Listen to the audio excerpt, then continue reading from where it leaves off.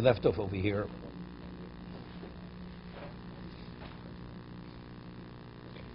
The Gemara says that when it says that you have to acknowledge a person, a Talmud Chacham, an older person, a Chacham, that's only if he comes within your Dalan Amos. If he's within your proximity, which is Dalan Amos, then you have to stand. You have to stand to the person. Firstly, the Rambam and Rule Shulchan Aruch, when we say standing, what's standing? Standing is Moli Kamoso. You have to stand your full height. It's not enough to go like this. Well, just lifting yourself, that's called Hidur. That's acknowledgement. When it says Tokum, Tokum means standing. Okay? When we speak about if he comes within your proximity, the Brisa says you have to stand because it's Hidur. Hidur is only if it's recognized that it's acknowledgement. That's only if he's within your Dalan Amos. Avarabo Muvok, Moli Enov. If he's within your line of vision, you're able to see him, even beyond Dalan Amos. It's about 5 lines before the 2 dots. Lamed Gimel and Aleph. Then it's Moli Enov. Abaye Michavi Chozi Leidu Udnei Dechamro, the Rav Yosef. Abaye was a student of Rav Yosef. When he would see the ear of the donkey of Rav Yosef coming, Havikoim, he would stand up. Why? Because since Rav Yosef was Abaye's Rabbi Muvok, the majority of his Torah knowledge was studied from him. Therefore, as Abaye says, it goes beyond when your Rebbe's in your proximity.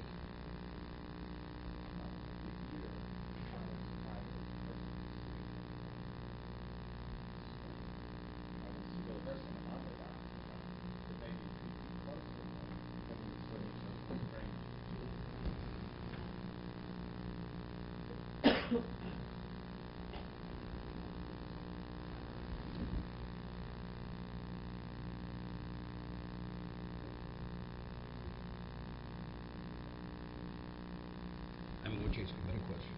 Why the donkey? Why not the Rebbe? If he'd see the Rebbe, he'd stand. When he read, so what? So good. But if the obligation is only when, right, when you see him, until you see him, you have no obligation. Okay, so you can say that.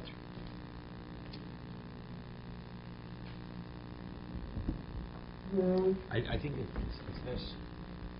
We say an ordinary Talmud Chacham, it's within Dalan Amos. Before it said, Ezo Kimishesh Be'ir, Lo Elo Barabo.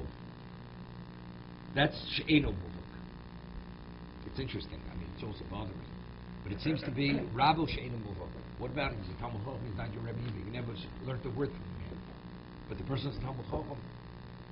What does he speak about Rabo She'eno Muvok? He should say, when it says Ezo Kimishesh Be'ir, you have to acknowledge Torah. If it's within your 4 cubits. Anyone. It's not Rabbo. So Abai says that's only Rabbo She'eno Muvok. If he's your Rebbe, taught you something, but he's not your primary Rebbe. What does that do with Rebbe? It has to do with a Talmud Chacham. Because there you're honoring the Torah. So acknowledging the Torah is within 4 Amos. Okay? Regarding your Rebbe, it's more than just honoring the Torah. It's displaying reverence. Reverence already is from the person. It's not for other people to see. I mean, if it's out of your proximity, it's not obvious that it's for that person because it's not within your proximity. But if it's your Rabbi Muvok, it's more than just acknowledgement. You have to revere. So what's reverence? You see a king coming. If you revere the king, you stand. So that the Rabbi Muvok is reverence. Yes.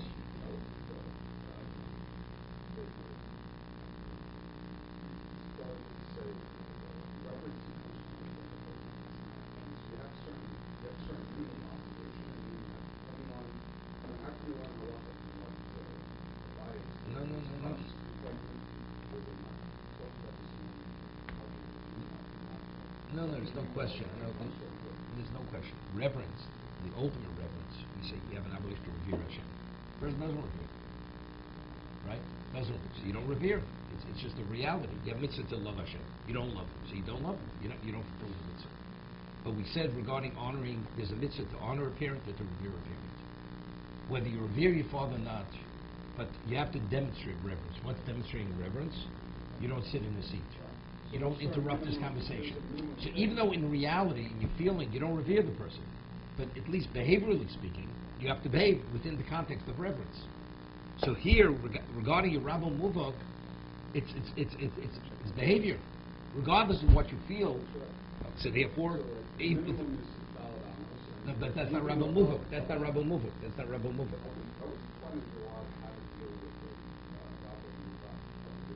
Yes. That's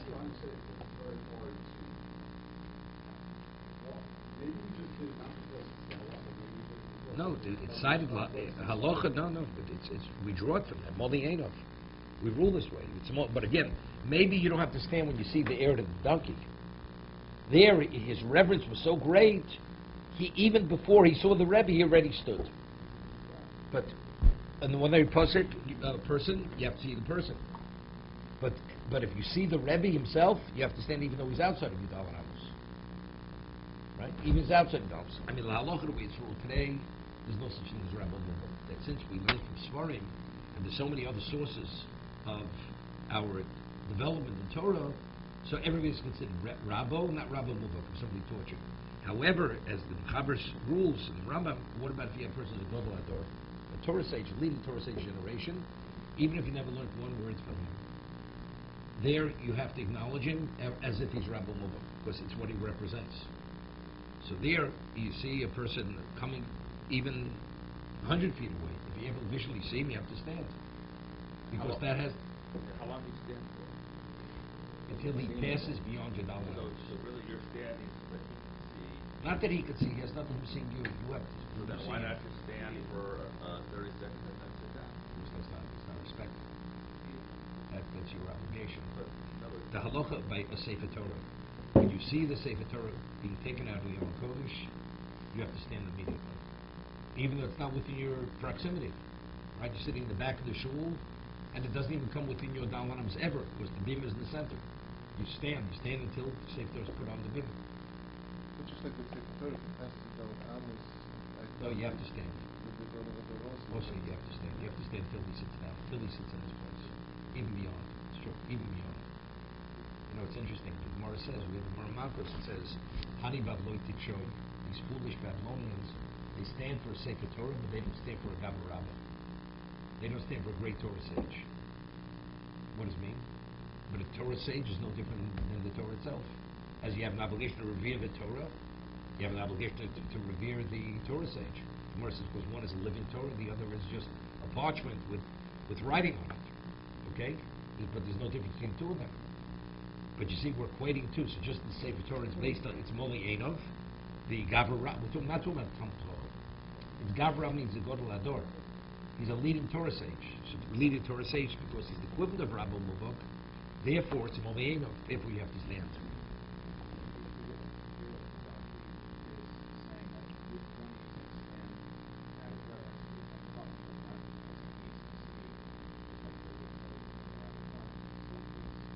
Whatever. What did he say from the moment he heard the braying of the donkey? Why not the braying of the donkey? When you heard the donkey braying already, you know, it's like certain people, you know, you hear their cell phone going off, you know, they're coming through the door. Certain people coming. You hear it, it's an indication. The braying of the donkey. No, I understand it. No, but again, it's the donkey. No, you see the Rebbe's one thing. You see his donkey. So good. So what about the brain? Why not, if it's preparing because of reverence, what about the brain of the donkey? Yeah.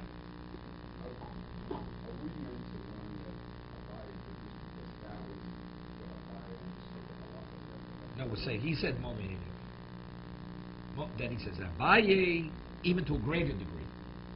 Tells over how Abaye conducted. First, Abaye, he qualified the Brisa. Brisa says Dalad Amos. Abaye says the Brisa Dalad Amos only talking about an ordinary Rebbe.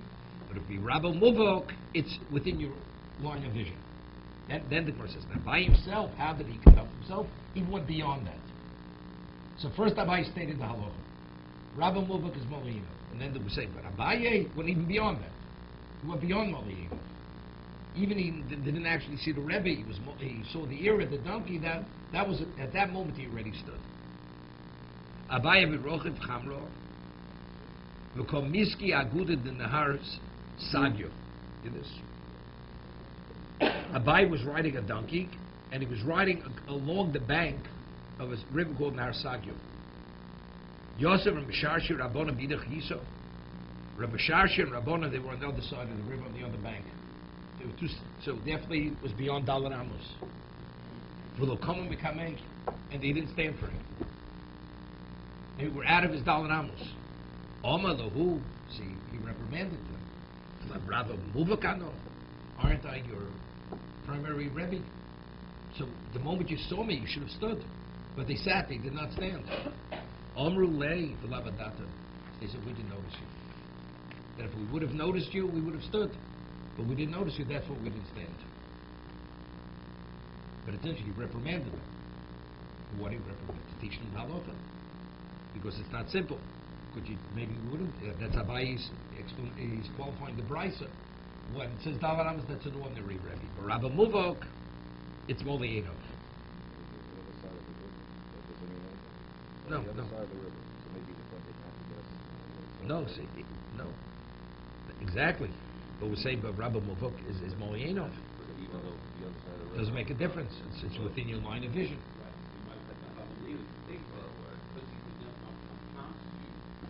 Right. It's not within your Dalar Amos. Dalar Amos, that's your proximity. Doesn't make a difference. No. But that's not what they answered. Lavadat, and they could have said, well, we thought the halacha was different. Right? They said, we didn't notice What's it. the issue of the Nahar? No, because definitely it's beyond Dalar Amos. You know something? I would say even if it's within Dalar Amos, if there's a river separating you, that means that's a different location. Right? The Gemara says that, when the Gemara says about the Basra, the Rambam, who is this whole Hilchos Talmud Torah, that a child at a certain age should be taken to start studying, the distance where you take them should not be too burdensome. So it speaks about if you have a school on the other side of the river, and there's a bridge which bridges both sides, and you go over the bridge, you should take the child there. What about if there's just a board where the child is scared? You have no right to impose that degree of fear on the child to take him there, to be taught. It speaks about it. But if you have a river separating, even though it's a small distance separation, you'd have to cross the river. So I'm saying maybe Dalar Amos is within your proximity because Dalar Amos is proximity. What about if it's less than Dalar Amos and you have a body of water flowing? Maybe that's not called Dalar Amos, right?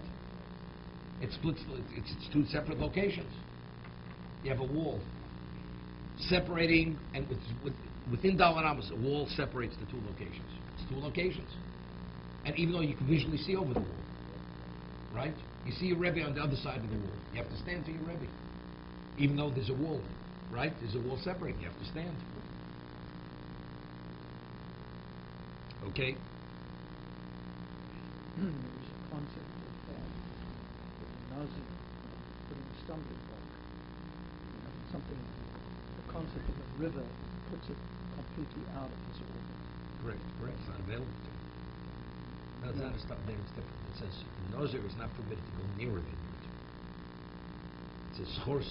He has to go around. Even if he has to take a circuitous route to avoid the vineyard, he has to take that circuitous route.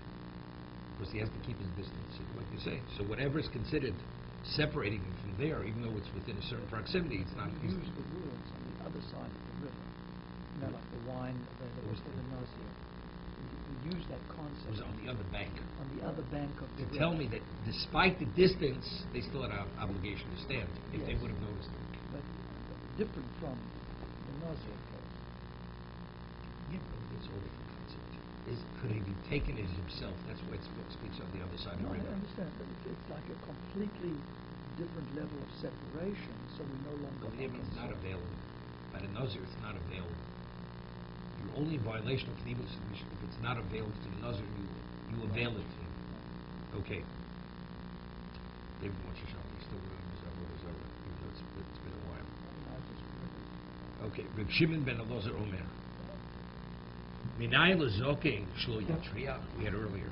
How do we know that a person is an elder zoking, that he's not permitted to burden the people to stand for him? Meaning, if he's able to do it in a way where to enter in a way where they won't notice him, so they won't have to stand. Talmud lo mezoking v'yoreso. V'yoreso. That if a person has Yerushalayim, humility, he'll minimize burdening the people to stand for him. Gemara Namad Bey speaks about this. Gemara asks, but what do you mean burden them? If there's a mitzvah to stand, put someone on tefillin, we're not going to burden you. I mean, it's in their interest. I mean, they have an obligation. The Gemara Namad Bey speaks about this. Yeah. Well, whatever you hold, it's a machlokas. According to Isi ben Yehuda, we say even the Talmud Chacham. Zoking, even Talmud Chacham. Omer Abaye. Naktina di makif chayi. Here, that if a person goes and he takes a circuitous route not to burden people, he will merit a long life.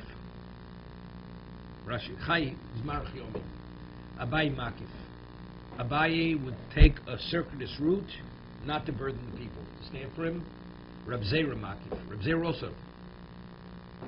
Ravina Havi Yosef coming to Rab Yirmi Midifti. Rab Yirmiyah was sitting before Rab Yirmi Midifti studying from him. So we're talking two very significant Talmidei Chachamim. Cholafu Gabra Kameg. Well, the Michsei ratio. A person passes by them, and he passes, he's bareheaded. Bareheaded. Oma Kamachotzef Gabra. How insolent is this person? How does he come bareheaded in the presence of what?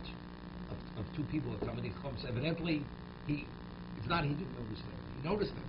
And despite he noticed them, he passed by them bareheaded. So it's a disrespect. He said, how insolent is this person? Omalei. So he said to him, Dil masim chasyu niu digisi b'Rabbanan. To minimize the criticism, he says, maybe it comes from a certain community, masim chasyu, and since they normally see, they're accustomed to seeing Talmidei Chachamim, so that special sense of reverence he doesn't have. That's why he came bareheaded. It's wrong. What he did is wrong. But to say he's insolent, to that degree, he's not. It's not what we call lahachis. I'm going to show you. It's not openly, intentionally disrespecting. It's because this is the usual thing I usually see rabbis. So because of the usual experience of seeing the Rav doesn't mean it's not special, therefore he comes bareheaded.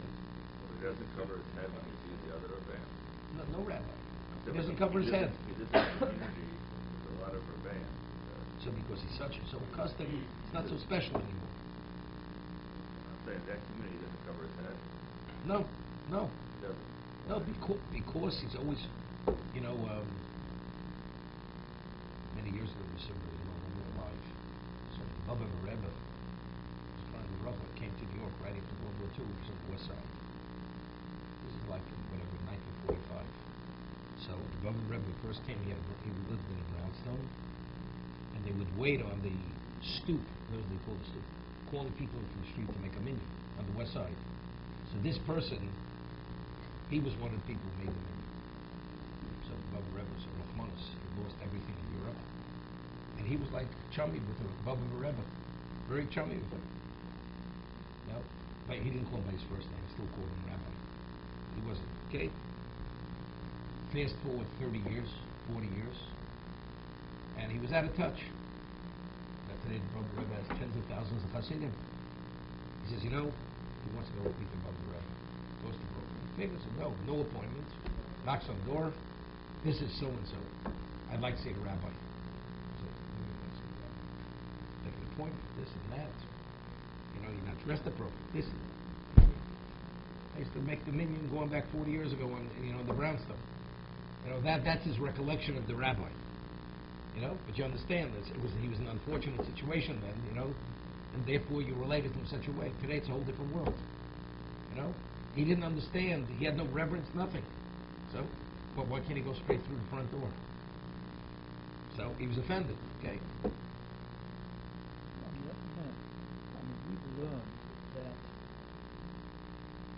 be in the presence of one of these great Rabbonim has an impact on a person. We've seen that. Hearing the words directly from the rabbi versus hearing from intermediaries, other people. If you could have seen Moshe Rabbeinu himself, that in itself would have an impact on a person. Okay. Just by virtue of who that person is. So here, we're saying such a person as Gadol Hador is able to have an impact on people, and yet he's required to take a circuitous route in order not to burden, inconvenience them, not to or burden, overburden them. overburden. Just not overburden, burden. Well, the question of what burden means. What burden means. It's interesting. I saw there's a question that some say that in those days where people sat on the floor, so burdening means because people have to stand up, and if you sit on a chair where a person can stand easily, this halacha has no application today. It's machlokes poskim. If today this halacha has relevance today, some say even today, because even a person standing, that's burdening a person. Others say no, it's only when they sat on the floor. Right? That takes that extra effort to be able to stand up. So therefore, that's considered true inconvenience.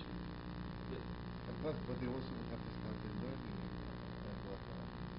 No, these people aren't learning. These people are not learning. Was it even the base measures like a bicycle or you would have to No, it doesn't say base measures. It doesn't say wherever they were. They weren't burdened people. No, there are times, of course, if it's necessary, you do it.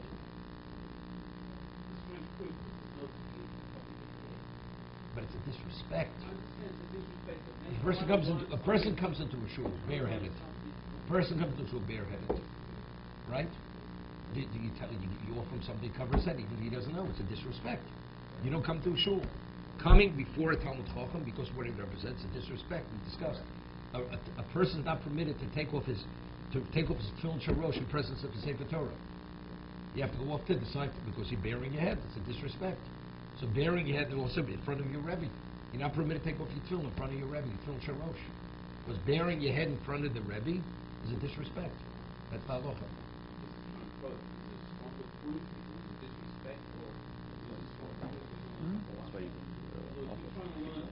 Because it's a disrespect, therefore it's a violation of halacha.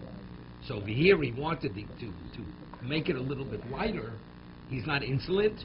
It's not because he lost his sensitivity for Rabbanim. That's why. It's not out of insolence. It's interesting that the Bible is going to be long because I think about was living for a short life. When that happened? Yeah.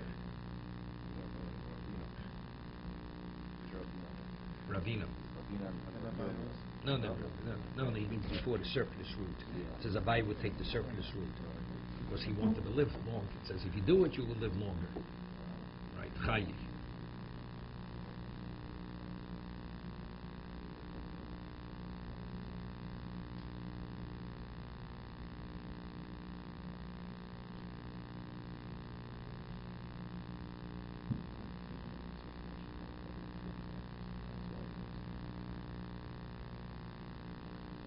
Isi ben Yudah Omer, when they say it, talk about people called Sefer Mashu. We had a question. A Zokin Ashmoy. Remember, we had a Nog Rashi and Tosus. Does it mean a person who's a Rasha, even a Rasha, Rashi says you have to stand for? If he's an elderly person. Tosus, what it means, a Rasha, if there's a mitzvah to rebuke him, to disgrace him, you don't acknowledge him. So Tosus says, if it's a person who's a Moor or an Amoritz, he's uncouth. But he's not a Rasha. Rabbi Yochanan loch Isa ben Yehuda, that even a person's elderly person, although he doesn't have Torah knowledge, you have to stand, you have to acknowledge him. Not a Russian. No. Well, it depends. Going to Rashi, even if he's a Russian. Even if he's a Russian. You'd have to stand. Of course, he has a degree of wisdom. He has wisdom to offer.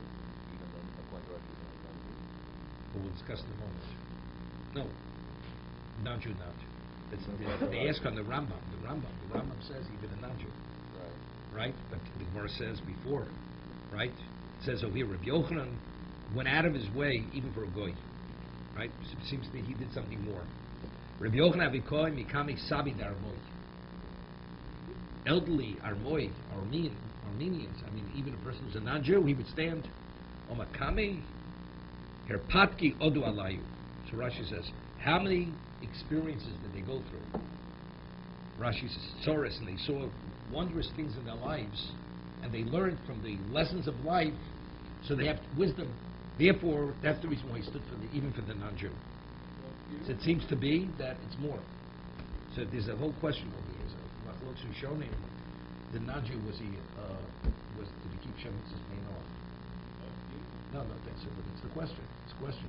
Most learn even he doesn't keep Shem Mitzvahs main off. He's a pagan. So if that's the case, he's a Russia. He's a Russia. Yeah, but a Jew has no obligation to reprimand a non-Jew who doesn't keep Shem Mitzvahs main off. So Rabbi Yochanan went out of his way to stand for them because they possess a degree of knowledge. But we're not over here. It's not a chiyuv. It's not a chiyuv, an obligation. Even Russia. The Goy doesn't keep is a pagan. He's a Russian. He's a Russian. If he doesn't observe Shem Mitzvah Nei Noach. He's like a murderer in Russia. You still stand for him. If he what? He's a murderer. Like a dictator. You still stand. Why would You better stand. What? He's a Better dictator, stand. but stand. Yeah. But if he wasn't a dictator to you, you know that he... The Russia, it's a different type of Russia. Yeah. Has to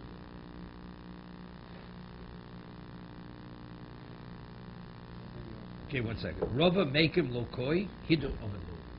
Rava would not standing his full height, but he would acknowledge them by just lifting himself slightly. Hidu ovenu. He acknowledged their presence. He would raise himself slightly. Abai yov yoda l'sabi. Abai, he would assist him. Like if he, let's say a non-Jew was crossing the street, he would assist him to cross the street. Or if a non-Jew an elderly person would want to stand up, he'd assist him. He'd extend his hand. Rav Mishad Shluchei. Rava himself wouldn't do it, but he would send somebody to act on his behalf. Rav Nachman Mishad Guzoi. Rav Nachman, he would send the Guzoi. He had his private police force. Because we'll see, Rav Nachman himself, he was from the family of the Nasi. So he had a private, so people would not acknowledge him sufficiently or would interfere with his what he would want, they would go and they would use physical force. Okay? So these people, his private security force, he would send them to assist the Goy. Omri, Lav Torah, Kama Nachman Barabo, Ika B'Shuka. He says, if I wouldn't possess Torah, how many Nachman Barabo would be in the Shuk? I mean, why am I special? Because I possess Torah. It's not me for me. It's the Torah I possess. So to go and compromise on myself, because my Torah I'm not, so he would send these security people. Rashi says, Sarisim Shoyitomid Lefonov, Hishu Isar Chasan Hanosi Vavdezn Hoyu. Bezdin.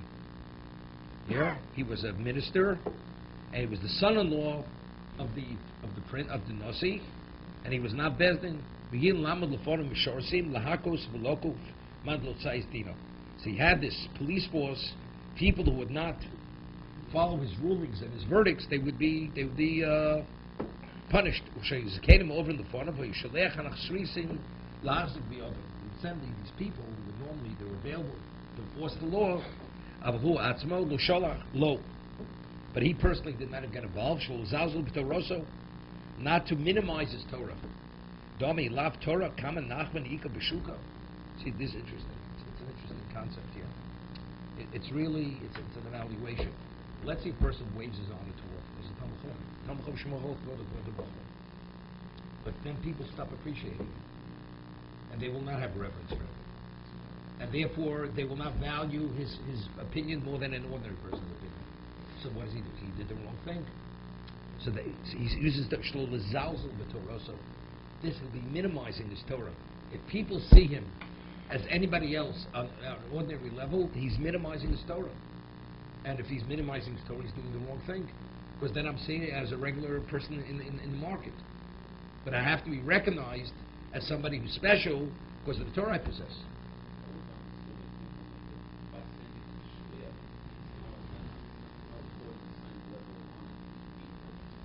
No, I understand, but he's explaining why. But he's explaining why didn't he do it himself? It seems like from that explanation that was it not for Kitana, he would have done it if he didn't undermine the office of the. I remember many years ago when we were on 61st Street. So there was a certain person. I think he lives in Israel. It's a young person that lives in a very wealthy family, and he would come study with me once a week. He wasn't even 30 years old, and he would come in one of these limousines to the class. He was a Shomer Shabbos person, and afterwards he asked me where I was going. So I said I had to go somewhere. He says told his rabbi he should take me wherever I had to go. The driver felt, I served this wealthy family. You're an ordinary person. He felt he was offended. Like this, he was compromising. I mean, he's going to drive an ordinary person. You understand? You realize you're only an employee. But because he was the chauffeur of this family, he was compromising his honor. You understand? So a person's Talmud Chacham. How should he be viewed? If he's seen as ordinary, the Chofetz Chaim writes in the Chofetz Chaim, he always speaks about the multiple lavim in essays when we speak Lashon Hara. So he speaks about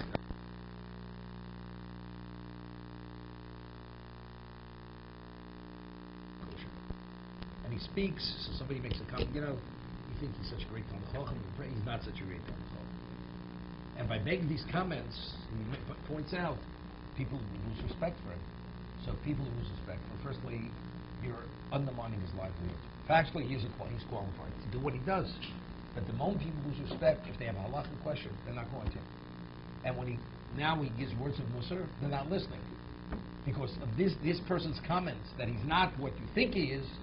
So he speaks about even people do things unintentionally without even thinking, but the ramifications of these comments could be literally detrimental and be very serious. But that's again that zilzul. So a person has to be careful. It's arrogance that you're not waving your honor. It's not arrogance. Because if you don't understand how Torah has to be revered and how people, the Gemara says in Psochim that Amoratzim, there was a classification of the Jews called Amoratzim. Amoritz wasn't just an ignorant person in those days. It was a person they could not tolerate Chachamim. Rabbi Kiva originally was from the class of Amoratzim. He says before I became a Chover, his animosity towards the Talmud Chacham was to such a degree that he would bite them kineshichas chamor. He would bite them like the bite of a donkey. So what does it mean like the bite of a donkey? That was the disdain he had for them. When a normal animal bites, it's a flesh wound. When a donkey bites, it breaks through the bone. And in addition to tearing through the flesh, it breaks the bone. That was the level of disdain and animosity he had towards the Talmud Chacham. So where it says in Psochim that initially when you meet an Amoritz meets a Talmud Chacham, he treats him like a gold vessel. Over time, with familiarity, it's like a silver vessel. A person has a gold vessel, you only use it very rarely. But over silver, see, it gets dent. And eventually it becomes like a piece of pottery. This is even unglazed pottery. What do you do with a piece of pottery? You use it once, twice, you throw it into the trash heap. That's exactly who he treats. So the Talmud Chacham has to be aloof to the Amoritz, because if he has a sense of familiarity with the Talmud Chacham, he has disdain for him, and he just casts him away. And that's what it is. So therefore, it's a balance. So Rav Nachman says, because the Kama of Nachman Rabbi Ika B'Shuka, unless I go and I stand on my status and protect that status, it's going to be minimized and it'll be disgraced. But it's the way it's just like that, so that the person in education also has to be mindful of that as well. He has to be mindful of what? But his reality is an Amoritz. That's his reality. Some when they speak to someone that they speak respect, they become the rabbis. Once told the story, of Chatzkel Abramsky, with Sir Isaac Wolfson. Chatzkel Abramsky spent over 30 years in London. He was the head of the London Besdin. And Sir Isaac Wolfson never made a move. He had tremendous respect for Chatzkel Abramsky. And he was a very wealthy Jew. And he was in the Orthodox community, he was a pillar of the Orthodox community because he was a Balstoker, the philanthropist in his time. So very often he had a stretch Rolls Royce limousine with a chauffeur, and sometimes he would pick them both up, and wherever they would go together. Chatzler Bransky, Sir Isaac Wilson, and he spoke Yiddish. Sir Isaac Wilson spoke Yiddish, and he would speak to Chatzler Bransky in Yiddish, although Bransky spoke English with a slight British accent, because he spent enough time there. And so the chauffeur limousine pulls up at the sidewalk for Reb Chatzkel, Abramsky, and Sir Isaac Wilson to win. So Sir Isaac Wilson, the chauffeur opens the door, Sir Isaac Wilson goes in first. So Chatzkel is a very stern personality. He says, Mr. Wilson, not Sir Isaac, what he maybe call him his first name, the Dasa Reiskum, you come out, commentator gate our night for you. First commentator, then you come in. Came out of the car, he went in, then he followed. That's a famous story. And he wasn't offended. He was not offended. You know, people, they don't think. And he maintained it, and they revered him. And because he had such reverence, he once had to testify before the Parliament in London, in England, about ritual slaughter, whether it was humane or inhumane. And he came, the famous story, Mr. Glickner, he enjoyed the story over years ago, and he comes before the Parliament, and they ask him about his credentials. So he says, I am the greatest living Torah authority about all these issues. So they say, Rabbi, you're a great rabbi. Where's the humility? He says, I'm on the road. I must tell the truth. Famous story of Reb Chatzkel Abramsky. Yeah. Yeah. Okay, but it was only he was asked to come because he was revered. But he was only revered because he didn't let himself become a shmata. He didn't let people trample on him. He maintained that status. Okay?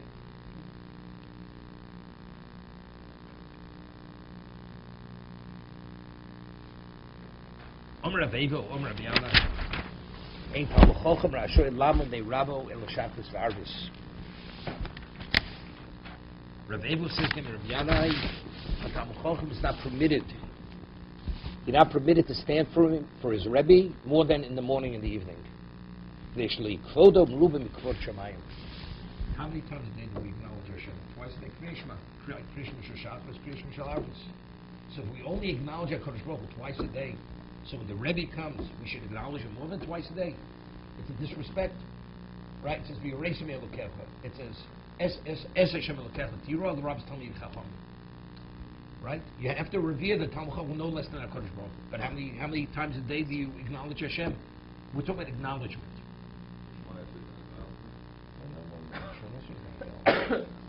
Krishma is acknowledged. You're declaring your belief.